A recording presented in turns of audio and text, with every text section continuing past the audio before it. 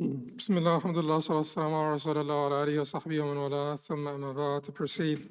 So today inshallah we will start the section 3 of the second part of the book. Actually it's the third part of the book. So the first part of the book was about introductions. The second part of the book was about the major legal maxims, the 5 major legal maxims. The third part of the book is about the minor legal maxims.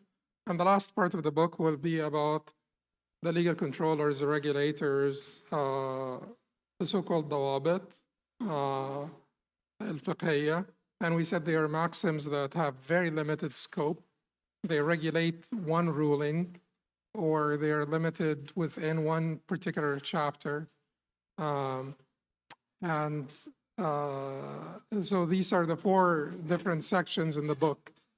We are working now on the third section of the book. That's the minor legal maxims. And as we said, they're not really minor, but we're just saying minor to separate them from the 5 major ones. But we started with ones that are very general. We divided the minor legal maxims into 4 different subsections. The first one, the very general ones that are applicable generally. Remember, we talked about al-i'mal awla min al-ihmal and the taba', the subsidiary is subsidiary. And we said that these are very large. Anyway, so that was the first section, first subsection under the third part of the book.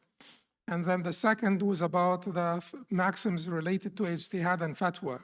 Maxims related to ijtihad and fatwa. And now we're going to go over the third, which would be maxims related to acts of worship. Mostly related to acts of worship, and mostly is key. Maxims mostly related to acts of worship is key because it is basically, as you will see, not just limited to acts of worship, mostly related to acts of worship. And the same will apply to maxims mostly related to transactions, mu'amalat. Maxims most related to transactions. Maxims most related to transactions will be the 4th part of the fourth subsection of the 3rd section of the book. And once we finish those, we will, quickly go over some of the dawabit as examples because it's impossible to cover all the dawabit. There are tens of thousands of dawabit, regulators, that could regulate to like one ruling only.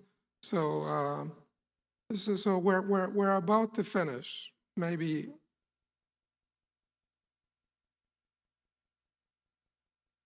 3 or 4 more months, or a little bit more. You know how bad I am at predicting. Or pacing even myself in the lecture. So anyway, today inshallah we'll start with some of the maxims that are mostly related to acts of worship. The first one is النفل أوسع من الفرض. النفل أوسع من الفرض. And nafl is not easy to translate because the usual translations for nafl will be what?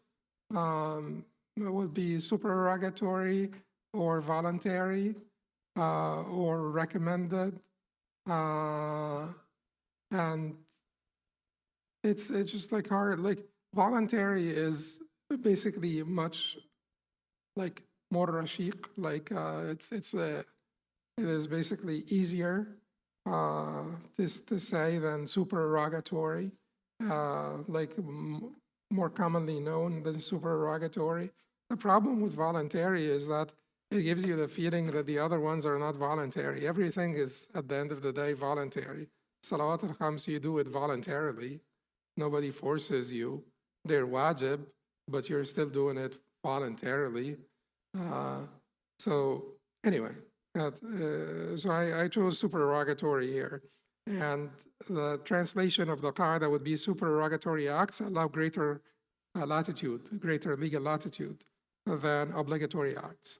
You know, there's more flexibility, latitude, latitude in when it comes to supererogatory acts. And the examples will make this clear.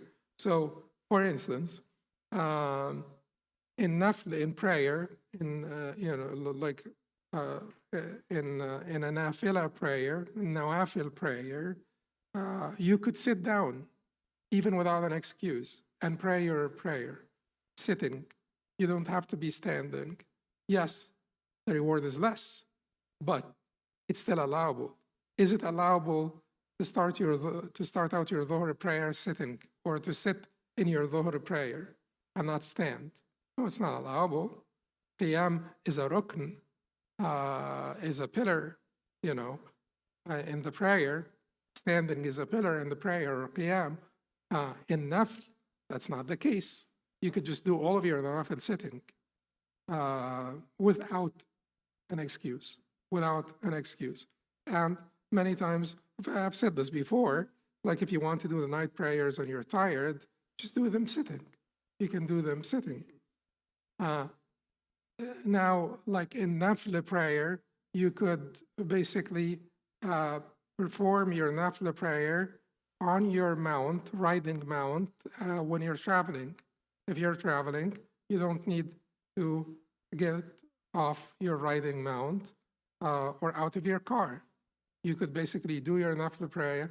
I mean, if you're driving, you want to pay attention to the road, but if you were on a riding mount and your donkey knows its way, you could just do your nafla prayer and let your donkey take care of the navigation. And if you're sitting in the car next to the driver, or when they come up with a completely self-driving car, you could always do your nawafil in your car. And that would be fine. And regardless of the direction, in the fard prayer, you have to face the qibla. We started early and the breakfast came late, so please help yourself. Don't worry about it. Like, it's not a problem at all. If you just do it one by one, and you do it one by one. Just go back, get your coffee. Okay, so this is for the nafla prayer, and then what else with the nafla prayer? This may surprise you a little bit, but in fard prayer, eating a little or eating something little or drinking something in the fard prayer, sahwan or jahlan, absent-mindedly or unknowingly, will be unknowing of the ruling, will be forgiven, right? Yes, forgiven. Amdan, intentionally, will invalidate your prayer. In the nafla prayer, a little bit of drinking in our madhab is forgiven, is allowed, intentionally. So if you want to take a sip of water, I don't suggest this to you. I wouldn't recommend it to you. But if you are the person who finishes 5 ajza in their night prayers, and you really need a sip of water to continue your recitation, then go ahead and do it. Like, it is okay. Like, if you're that kind of person who finishes 5 ajza in their night prayers, and basically you want to moisten your mouth, then you may take a sip of water while you're praying. You can certainly take a sip of water between each 2 rakahs, but sometimes, like if your recitation is really that long and your mouth gets dry as you recite, inside the rak'ah and you have water next to you, you could take a sip of water. Now, some other examples. Intention is required on account of which dry ablution is performed, for instance, whether removal of ritual impurity or otherwise. If one intends one, it doesn't suffice for the other. If one intends a supererogatory act or unrestricted, supererogatory act or unrestricted, he may not perform obligatory prayer. But if he intends an obligatory prayer, he may perform the obligatory prayer and all the nawafil. So when you make tayammum or dry ablution, and what is it that you're intending to pray? If you intend to pray, and if you intend by your tayammum to pray an nafila, you cannot do an obligatory prayer with this tayammum. So when you make a tayammum, you intend to do the obligatory prayer. And if you intend to do the obligatory prayer, you can do that prayer and all the nawafil attached to it. And we've gone over this several times before. In the madhab, tayammum is mubih, not rafa. Tayammum, according to the stronger position in the madhab, there is disagreement, but according to the stronger position of the madhab, tayammum permits you to pray, does not remove the ritual impurity. Does not remove the ritual impurity. If it removes the ritual impurity, then you will use that tayammum until you lose it. But if it permits you to pray, then you will use that tayammum for one obligatory prayer and all the sunan that are attached to that obligatory prayer until the next obligatory prayer. You need to make another tayammum. Anyway, but if you make the intention for an obligatory prayer, you could pray the sunnah as well, but not the other way around. Not the other way around. If he leaves it unrestricted, unqualified, the intention. So for like someone, for instance, leaves the intention of permissibility for prayer or circumambulation without specifying whether it's the obligatory prayer, the obligatory circumambulation, or supererogatory, then he may not perform with that dry ablution except their supererogatory forms or voluntary forms, if you like that translation better. Voluntary circumambulation, voluntary prayer. A nafl, I'm just going to use nafl, it's supererogatory is a mouthful. The nafl fasting, can you make the intention during the day? Yes, even after zawal, even after dhuhr, you could make the intention, given you have not eaten yet. You haven't drank yet, you haven't eaten yet, so you can make your intention.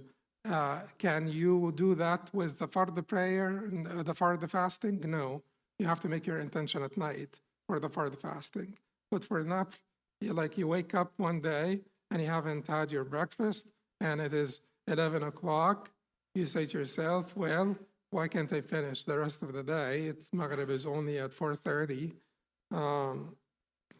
So you could do that.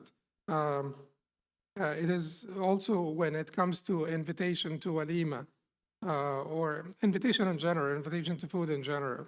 You visit a friend, they invite you to food, and you're fasting. If this fasting is obligatory fasting, can you basically honor the invitation and eat?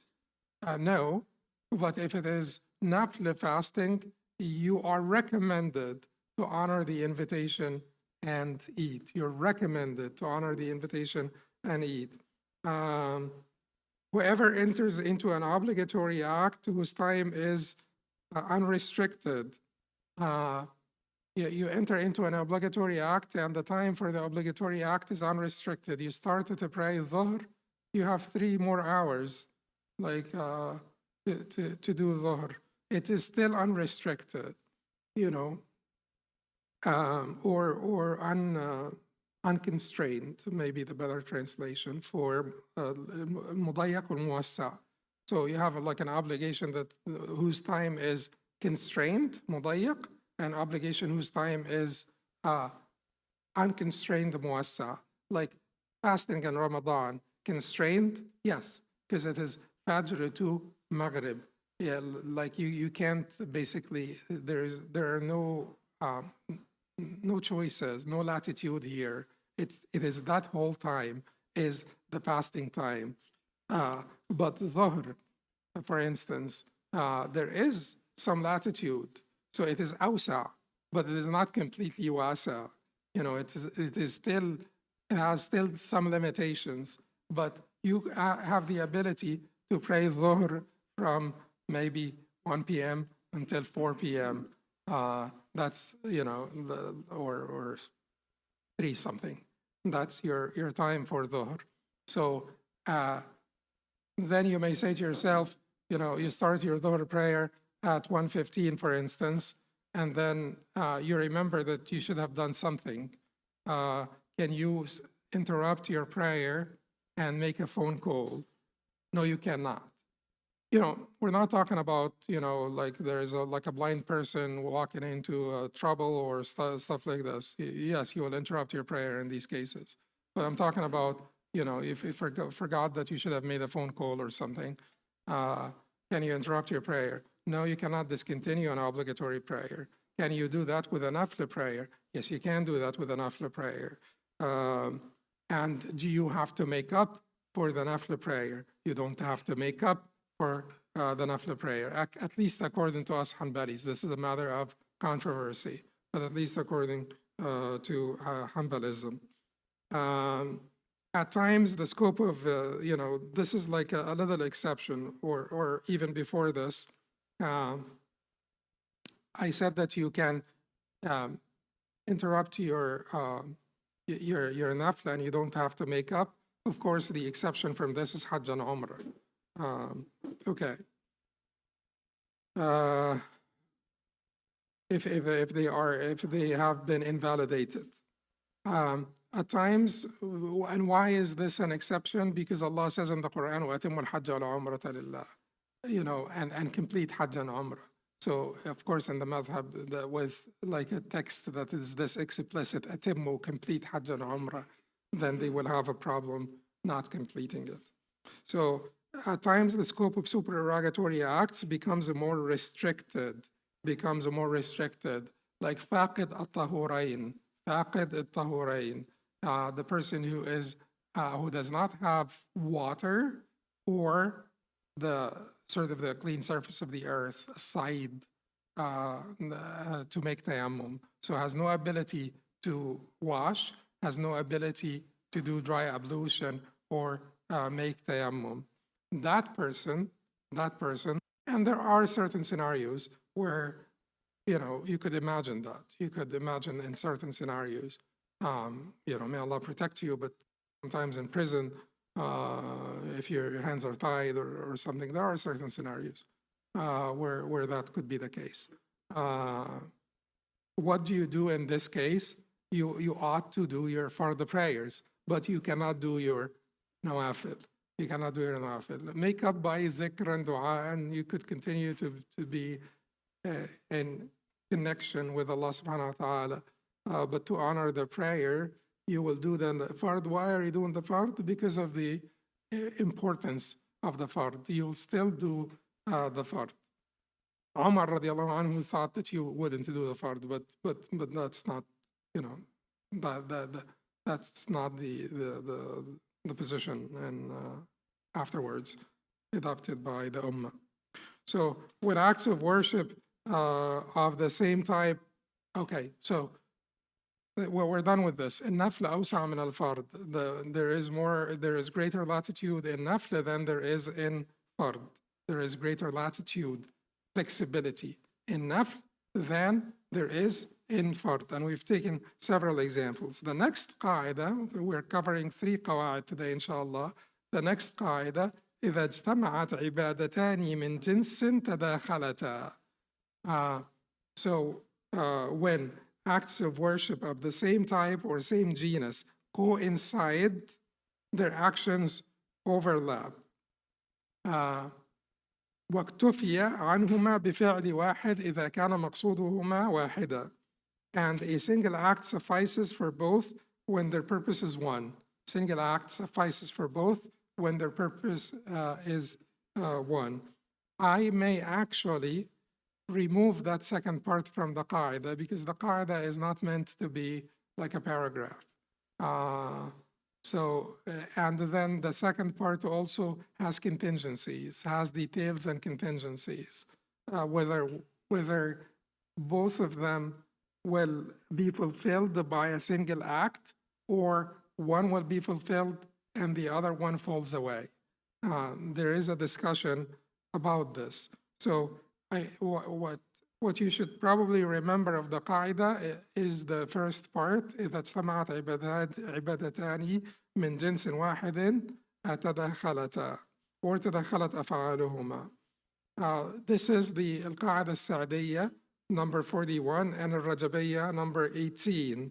When two acts of worship, according to the Imam Ibn Rajab, who Imam Ibn Rajab in his Qawaaid, as I have told you before, and that's why that's part of the reason why they don't really consider his book a book of Qawaaid, because he didn't care much about brevity. He didn't care much about the formulation. He just wanted to explain things. He wanted to be detailed and explain things, and he did not care about rhymes, formulation, brevity, all of that. The things that would make a qaida sound like a qaida. He didn't care about that. So here is his qaida, here's what he said. When two acts of worship of the same type coincide at the same time, neither being performed as a makeup nor as a subsidiary to the other, within that time, their actions overlap and a single act suffices for both. I mean, this is not a qaida. I mean, you can't call this as a qaida. This is like a long paragraph, but that is the explanation of this. And examples will make this a little bit clearer, but, you know, I want you to, like, if you want to refresh your memory, to go back under the first qaida, al-umur bimaqasidiha. These are judged by their intentions, or actions are judged by their intentions. I want you to go back under the guidelines and benefits of that qaida, because there we spoke in great detail about the tashriq fi niyya, tashriq fi niyya, combining different intentions,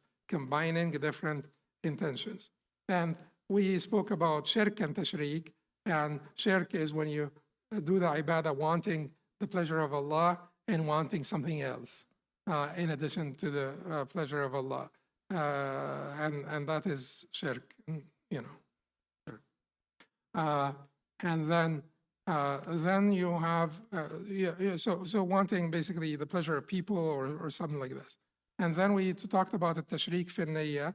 If you do a ibadah, wanting the pleasure of Allah, and a mubah act, a mubah pursuit, a mubah purpose.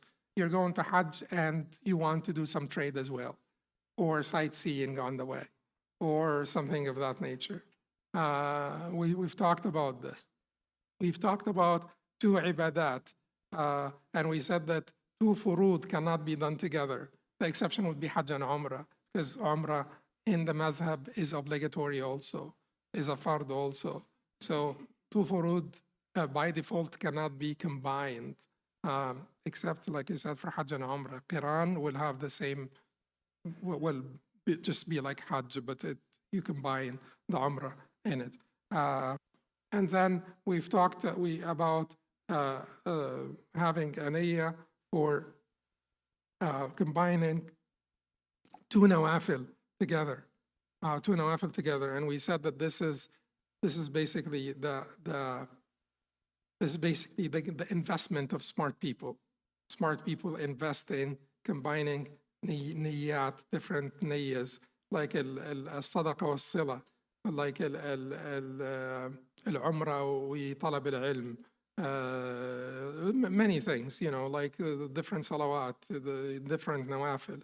You combine the intention of salat al-istikhara, salat you know, sunnat al-wudu, tahiyyat al-masjid, lots of, you know, nawaya can be combined in one nafla prayer. Sadaqa and sila, charity and joining the kin. When you give your charity to a relative, for instance, combining two niyyahs in this way. You're going to Umrah, but you'll also stop by Sheikh so-and-so and basically review with him certain masail or read to him like al-Adab al-Mufrad, something, you know. That would be combining niyyat, and that's like sort of, that's the investment of smart people. Because they're always concerned about the pleasure of Allah subhanahu wa ta'ala, and they want to maximize on, you know, on that. And then we said the thing that will be a little bit more complicated is fard and nafl, fard and nafl. So you go back there, but here we will go, you know, discuss this with some brevity. So what we need to make sure here is that we're talking about two acts of worship of the same kind, of the same type, the same genus, but they are not intended in and of themselves. And we will explain this, not independently intended for their own sake. So they overlap. So the overlap will be divided into two types. Both acts are fulfilled by a single act. There's one type, and the other type is one act will be fulfilled and the other falls away. That is when they overlap. Sometimes they will not overlap, and we will explain this. So what is the Shari'i evidence for such overlap? They mention al-a'mal bin-niyat, and if al-a'mal bin-niyat, these are but by their intentions, and you combine different niyat, then the amal will be basically subsequently or consequently also combined. You know, your both intentions will be valid unless there is a reason to make them invalid. The Prophet ﷺ said to Aisha radiallahu anha, طوافك بالبيت وسعيك بين الصفا والمروة يكفيك لحجك وعمرتك. So your circumambulation, your tawaf around the house, and your sa'i between Safa and Marwa will be sufficient for both your Hajj and Umrah. If you look at it in our madhab, Qiran and Ifrad are the same. The actions of Qiran, which is Hajj and Umrah combined, and Ifrad, which is Hajj alone, are the same. Then some practical applications. When both acts are fulfilled by a single act, both acts now are fulfilled by a single act according to the dominant position in the madhab. When they are both intended, major and minor ablution, if you need to make ghusl and you need to make wudu, just make ghusl and intend both. Hajj and Umrah, the qarin, same like the mufrid. Friday bath and bath for major impurity. Someone who has major sexual impurity and wants to do their Friday bath, then they do both, or ghusl, they do both combined with niyyah for both.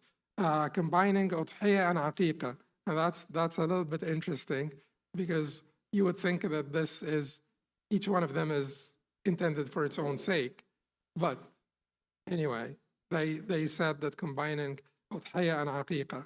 So if you Allah subhanahu wa ta'ala provides you with a child before Eid al-Adha, you will be able to save, I guess, and have, yeah. No, you're making, if the time of aqiqah coincides with the time of udhiyya, you will do the udhiyya on behalf of the aqiqah and udhiyah, and it will count for both. The second is when one act is fulfilled, but the other falls away. Sometimes in the madhab, they will tell you tahiyyat al-masjid, both will be fulfilled, the obligatory prayer and tahiyyat al-masjid, but the sort of, it is given here as an example on when one falls away, falls away, is waived.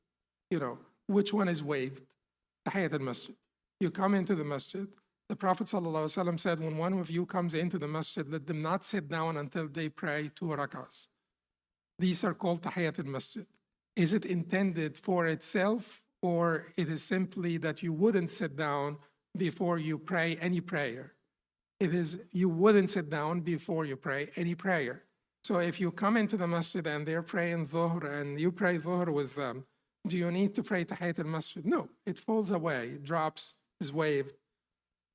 The tawaf al-qudum and the tawaf of umrah. When you need to make tawaf for umrah and tawaf al-qudum, the tawaf of arrival. You do tawaf al-umrah and the tawaf of arrival is like tahiyyat al-masjid. Falls away, drops, is waived. Friday prayer and Eid prayer. In our madhab, again, because this is a controversial issue, in our madhab, when Friday and Eid coincide, you need to do one of them, not both. You need to do one of them, because the point here is al-ijtima', is basically the gathering of the believers. And if it happens one time during that day, then it happened, and that would be it, according to our madhab. So we have 3 conditions governing this overlap. The first one is unity of type. Unity of type. The 2 acts must be of the same type. So he will say, for instance, expiations do not overlap when their causes differ, such as oath and zihar. Oath and zihar. So expiations, kafarat, do they overlap or not? Kafara is expiation. Could be expiation for an oath, could be expiation for zihar, could be expiation for basically violating Ramadan by intercourse in the month of Ramadan. So you will, and the expiations oftentimes are the same thing. Fasting 2 months, for instance, for zihar and al-qatl and so on. Qatl al-qata, you fast 2 months. Or sometimes they could be fasting 10 days and fasting 60 days. Can you subtract, or can you just fast 60 days and, count the 10 days? Fasting 10 days will be for oath, right? Fasting 60 days will be for zihar. So if you do both, can you count the 10 days as part of the 60 days, and you say they overlap? It's a long story. We've talked about this in some detail in the past, but just a quick refresher. If you have,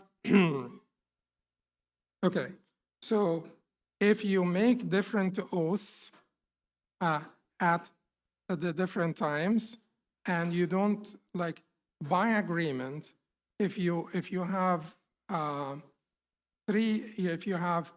if you make 3 different oaths about one act.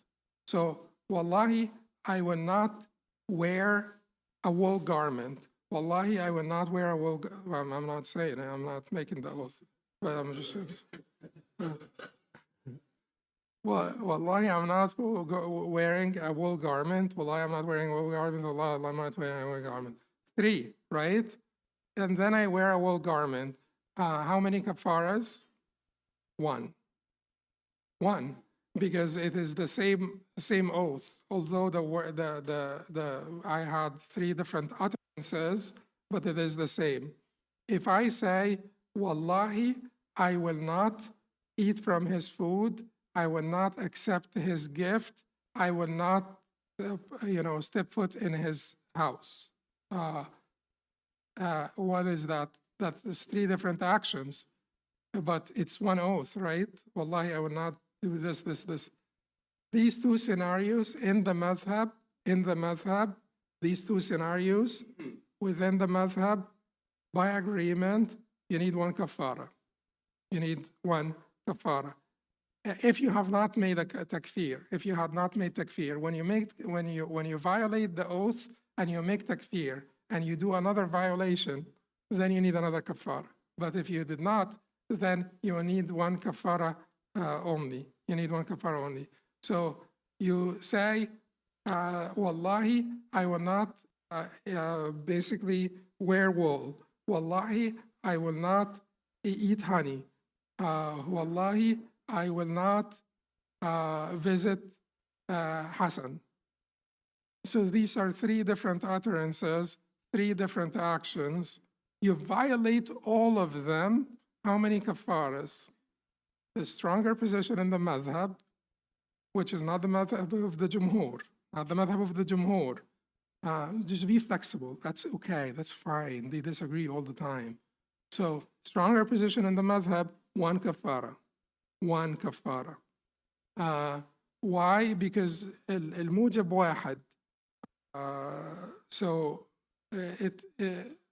they say, for instance, in the madhab, they say if you, what is required if you make the kafara? One thing, which is, well, if you make the violations, one thing, which is the kafara. If you pass wind and what are nawaqid al-wudu?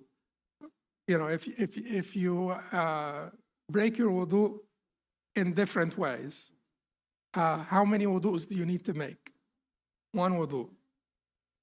They do that type of qiyas. So if what is required is one thing, which is the kafara of an oath, regardless of how many oaths you broke, then it would be still one kafara. Now, do they?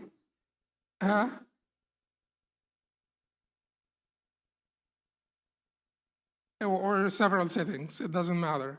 As long as you have not made a kafara yet, you know, as long as you have not made a takfir yet.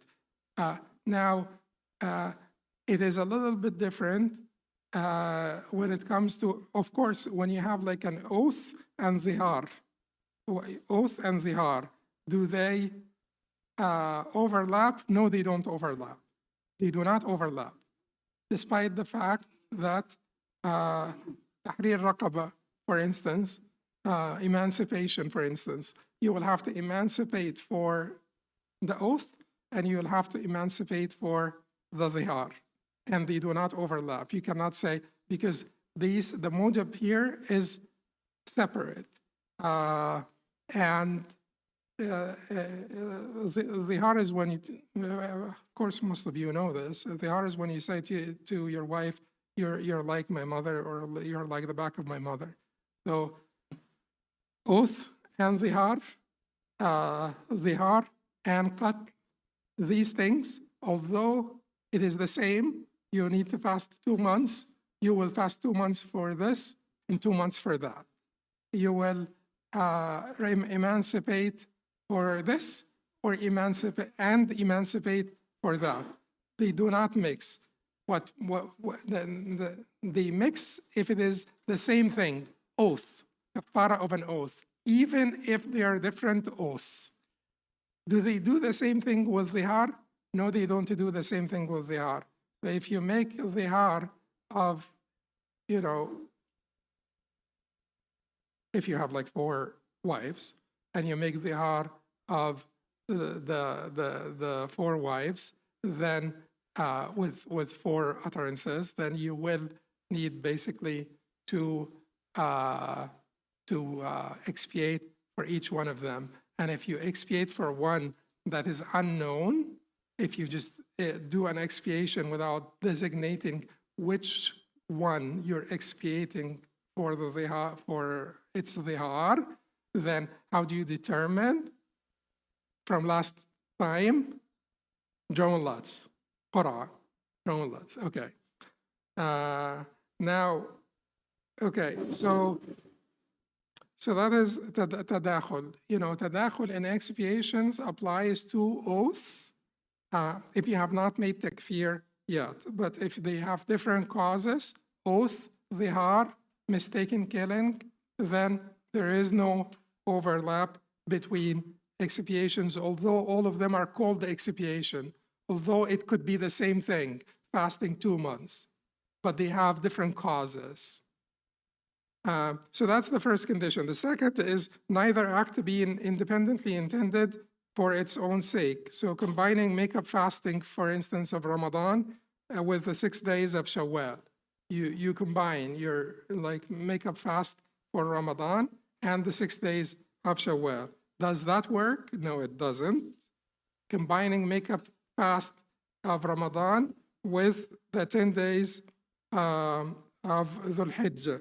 Does that work? No, it doesn't. Is it better or worse? Is it better or not? Imam Ahmad says it is makruh to fast the 10-day your makeup during these times. Why? Because you will miss out on doing the voluntary act. But in general, it is certainly valid. You know, to do the makeup within these times, it is certainly valid. But Imam Ahmad didn't like it because you should have been doing the sunnah. And they do not overlap. Each one of them is intended for itself. The third condition is that requirement of a joint intention where applicable. You need to have the intention for reward and for legal validity as well. You will have to have the intention. As we said, when you do the major and minor ablution, combine them and just do the major for the major and the minor, you are intending both the major and minor ablution. And as I said before, it would be nice always that you intend رفع جميع الأحداث, removal of all ritual impurities. That will suffice. The last قاعدة that we want to cover today, من عليه فرض هل له أن يتنفل قبل أدائه بجنسه. هل له أن يتنفل قبل أدائه بجنسه. If a person is obligated to perform an obligatory act, is he permitted to perform a supererogatory act of the same type before fulfilling it, fulfilling the obligatory act? And this is the 11th qaida of Qawaaid ibn Rajab, and he divided it into 2 categories. The first category is in the area of acts of worship. And then that itself, he divided into 2. Al-Wajib, you know, so the quick example, just to do some framing for this quickly. The quick example is you have makeup days from Ramadan and it is Shawwal. Do you have to do the makeup days of Ramadan first, or can you do the fasting, the voluntary fasting of Shawwal, and then makeup later? So this is just a quick example, but let us go back and see the different categories. So we will divide this into worship and mu'amalat, transactions. And we will divide the worship into مضيق and موسع. الواجب المضيق, الواجب الموسع. Constrained, unconstrained. Constrained and unconstrained.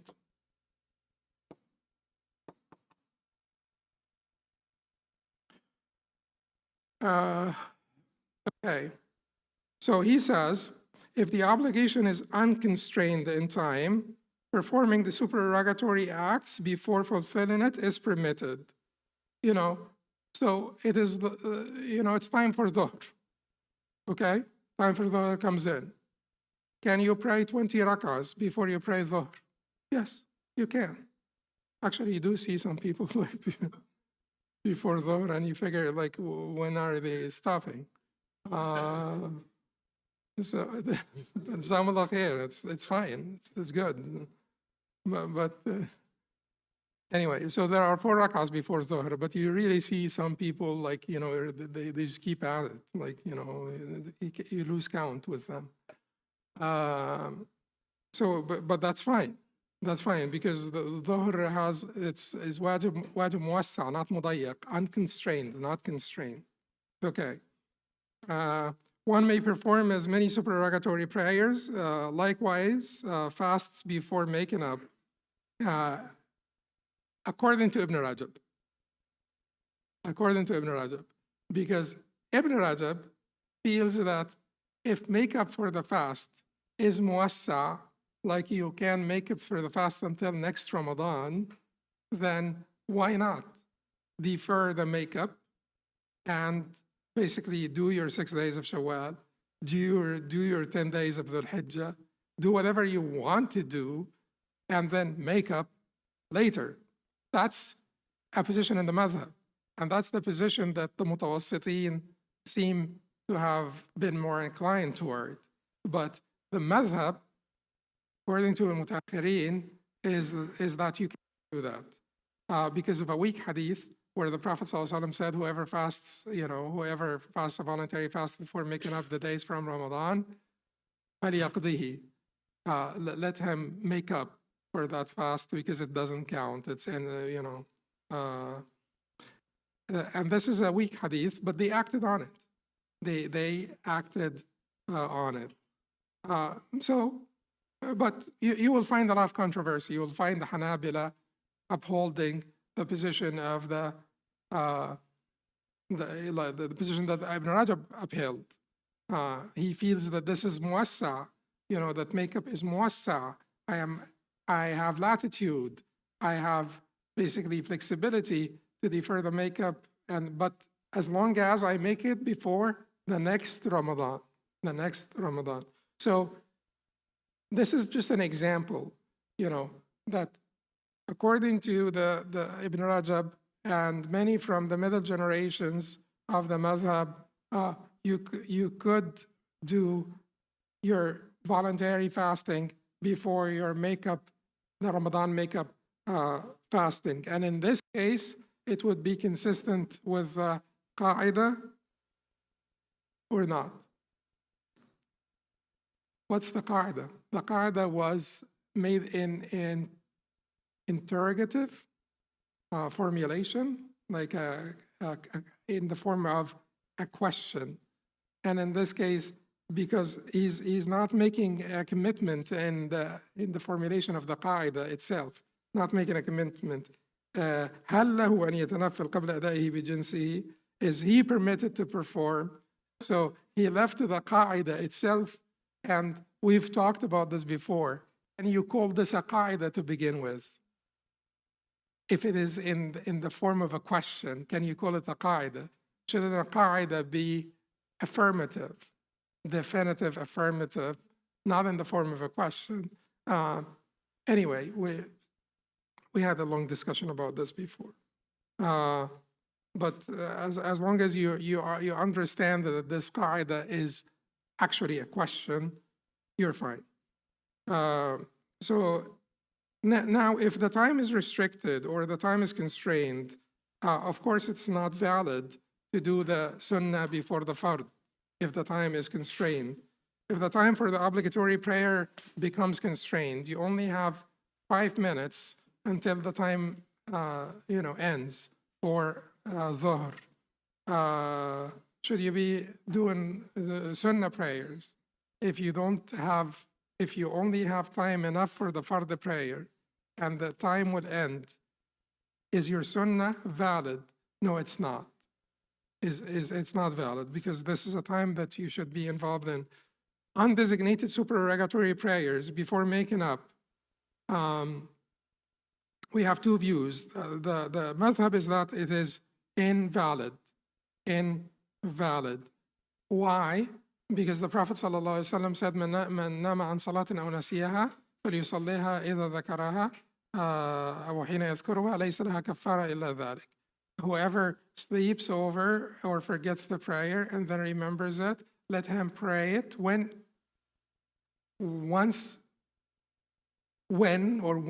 it depends on how you will understand this, because for the majority, it's when. For us, it is once. So once you remember it.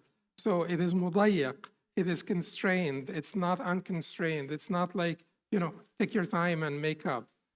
It's make up now. So can you do a sunnah before it? No, you cannot. But which sunnah are they talking about here? Undesignated sunnah. Undesignated, unqualified sunnah. The designated sunnah, you can. With the sunnah al-qabliya of al-dhuhr, the sunnah before dhuhr, the sunnah after dhuhr. Like, if you basically have to make up for dhuhr, and you did not pray the sunnah before dhuhr, can you do the sunnah before dhuhr before you make up for dhuhr? Yes, because it's ratiba, it's sunnah ratiba, designated fixed sunnah. You could do that. But could you do just 2 rak'ahs, just 2 rak'ahs, 2 nafl rak'ahs, undesignated, unqualified, 2 nafl rak'ahs, mutlaq? No, you cannot. You have to do dhuhr first and then do the nawafil as you wish, according to the dominant position in the madhab. During Ramadan, it is not valid to fast on behalf of another person. So if one does during Ramadan fast on behalf of another person, does it, what are we going to do now? If you make Hajj on behalf of another person, what happens? It will convert to your own. It will convert. They will convert it to your own. And if you fast Ramadan on behalf of another person, what will they do in the madhab? They will invalidate it. They will not convert it. They will not convert it. Because the Prophet ﷺ, it is not explicit, حج عن نفسك ثم حج عن شبرمة. The Prophet ﷺ said to someone who was making Hajj on behalf of another person, have you made Hajj have you made your own Hajj? He said no. And then the Prophet ﷺ said, make this Hajj on your behalf, and then a next one on behalf of Shabruma. So in this case, they made the distinction between Hajj and fasting, although there is a disagreement over this, whether the fasting converts or doesn't convert. But the position in the madhab, the dominant position in the madhab, it doesn't convert. Hajj converts, fasting does not convert, because, like I said, like when we said completion of a supererogatory act, why is it that they don't demand makeup if you break your fasting, your supererogatory fasting, and they demand makeup if you invalidate your Hajj and Umrah? It is because Allah said, وَأَتِمُّ الْحَجَّ وَالْعُمْرَةَ لِلَّهِ. So sometimes when you have like an explicit text on one thing, they stopped there, but then they apply the maxim to other scenarios. Here in this case, the maxim will be summarized as what? It will be summarized as if the wajib is muwassa, if the obligation doesn't have a constrained time, you could do nawafil before the obligation. If the obligation has a constrained time, you cannot do the nawafil before the obligation. And then they disagree over whether it's constrained or not. Like if I missed Dhuhr prayer and I remember at some point, is it that constrained? Or do I have some latitude here? Or do I have to pray it once I remember it? And that is why they disagree. Also, another reason they separate between Hajj and fasting is the specification of niyyah for Hajj is not uh, demanded. The specification of niyyah for fasting is demanded. Because remember when Ali radiallahu anhu wanted to make Hajj, he did not specify. He said whatever Hajj, whatever niyyah the Prophet ﷺ had made, and that was acceptable. In Ramadan, you have to specify the niyyah. Why are you fasting? You're fasting because this is Ramadan, and you have to specify it beforehand, during the night, and so on. So if you make a niyyah to fast in Ramadan on behalf of someone else, then it just becomes invalid according to the madhab. If one performs a voluntary Hajj before Hajj of Islam, it converts, unlike fasting. There is an exception from this, which is zakah. Zakah. They will consider zakah. They will allow you to give sadaqah before you fulfill your zakat, even if your zakat has become obligatory, even if your zakat has become due. So this is your due date, and your zakah has become due. Can you give sadaqah before you give your zakat? The madhab allows this. Shaykh Taqiyuddin, Imam Taymiyyah rahimahullah, does not allow it. So this is all about acts of worship. What you want to remember, if the time is constrained, no nafla before the fard. If the time is unconstrained, there is latitude here. When it comes to transactions, not acts of worship, but rather transactions, then that's the second category, financial transactions, manumission, endowments, gifts, things of that nature. If you are in debt, can you, now paying off your debt will be an obligation, can you do these other acts, like make an endowment if you are in debt? Give charity, make endowments, stuff like this. Or must you first pay off your debt? So in the madhab, they will actually allow you to do whatever you want before you pay off your debt, given that you're not under legal restriction, hajr or interdiction. Hajr is interdiction, legal restriction. Once you have hajr imposed on you by court, then you cannot. Before hajj becomes imposed on you by the court, then you can. And Imam Taymiyyah said you cannot. And he cited this as a position within the madhab. You cannot. You will have to pay off your debt first. And I believe that this makes sense. Because you're like, you're going around giving charity and making endowments and stuff, like pay off your debt first. He said, but given what? That the creditors are demanding payment. The payment is due, and they are demanding their money. That's what Imam Taymiyyah said. If the debt is due, the creditors are demanding payment, then you're not allowed, and it is invalid, to go around and give charity and make endowments. Because keep in mind, that could also be used as a hila or a device. You could make endowment and make your kids the beneficiaries of that endowment. And then the kids of your kids and so on and so forth. So I think that the position of Imam Taqiyuddin makes perfect sense. If the debt is due, the creditors are demanding payment, then you must pay off your debt first before you go around and give charity.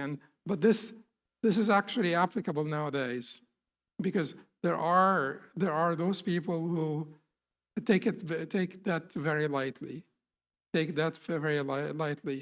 and they default on their payment, and it causes great fitan. When people are not basically dutiful, paying attention to the importance of qada al-dayn.